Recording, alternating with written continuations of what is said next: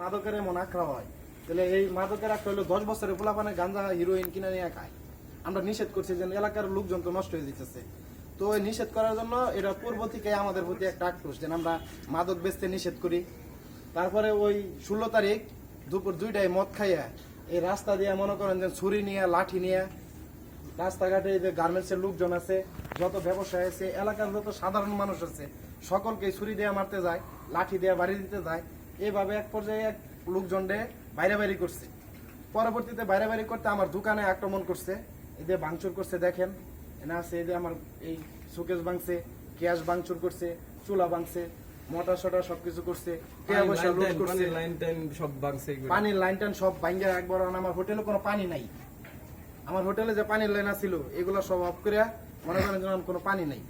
আমার এইভাবে টর্চারিং করছে। দোকানে কেন হামলা চালাইছে? হামলা চালাইছে ওই যে হামলা চালাইছে যে মাদক বেচে আমরা না করছি।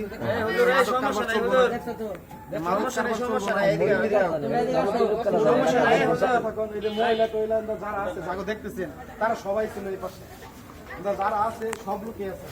ওই যে সামনের দোকানদার এরা সবাই জানে। যাচ্ছি।